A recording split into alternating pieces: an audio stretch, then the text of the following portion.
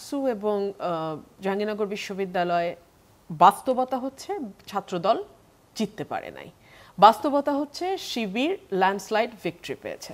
বিভিন্ন মানুষের সাথে আলাপ করে ডাকসু এবং জাকসুতে ছাত্রদলের শোচনীয় পরাজয়ের একটা সিম্পল কারণ খুঁজে পেলাম। কারণটি খুব সহজ।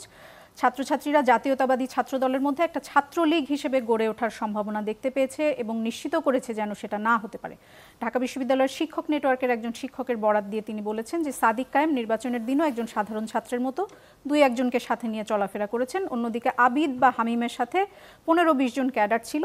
ছাত্রছাত্রীরা ধরে নিয়েছে বিএনপি ক্ষমতায় আসবে এবং ছাত্রদল ছাত্রলীগের মতো পেটোয়া বাহিনীতে পরিণত হবে এবং উনি বলেছেন যে সেটি প্রতিরোধ করতেই এই ছাত্রদলকে ছাত্রছাত্রীরা ভোট দেয়নি।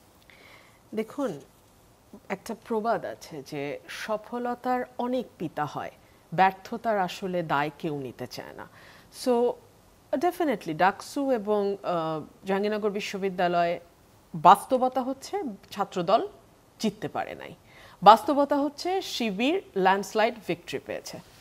নানান তরফ থেকে নানান রকম কারণ আসছে এবং আমরা ইতিমধ্যেই দেখেছি জাহাঙ্গীরনগরে একজন শিক্ষক মারা গেছেন এই ফলাফল গণনা করার চাপে পড়ে। আমরা দেখেছি 4 জন শিক্ষক নির্বাচনে কারচুপির অভিযোগ এনে তারা সরে দাঁড়িয়েছেন নির্বাচন থেকে। আমরা দেখেছি শুধু ছাত্রদল নয়, শিবির বাদ দিয়ে অন্যান্য যেই প্যানেলগুলো ছিল তারা ম্যাক্সিমামই, স্বতন্ত্র বাদ দিয়ে তারা ম্যাক্সিমামই নির্বাচন বয়কট করেছে। আমরা ডাকসু নির্বাচনেও ঠিক একই ধরনের অভিযোগ, আওয়াজটা কিছুটা মৃদু ছিল, মানে জাল ভোট এবং নানান রকম আওয়াজ এসছে, কিন্তু জাহাঙ্গীরনগরে গিয়ে সেই আওয়াজটা অনেক বেশি প্রকট হয়েছে।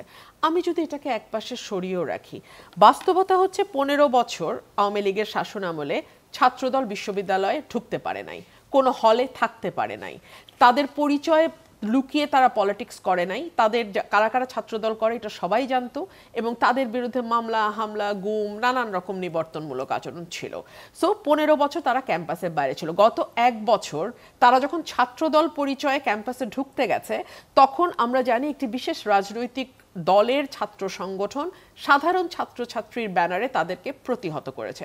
সো সেই সময়টাতেও কিন্তু গত 1 বছরও কিন্তু ছাত্রদল ক্যাম্পাসে যেতে পারে নাই।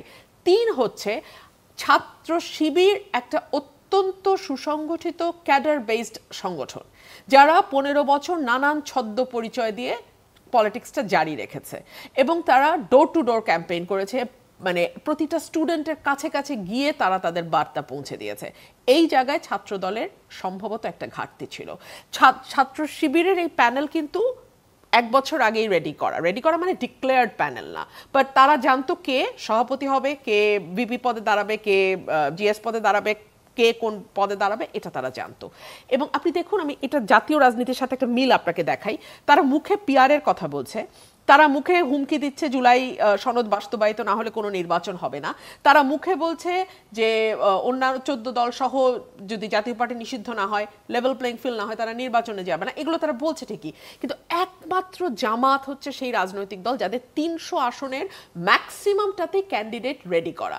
অন দি আদার হ্যান্ড বিএনপির কিন্তু এটা এখনো বিএনপির নেতাকর্মীরা জানে না যে কোন কনস্টিটিউয়েন্সি থেকে কে নির্বাচনটা করতে যাচ্ছে। জাতীয় নির্বাচনেও কি একই অবস্থা? সেটা আমি পরে আসবো।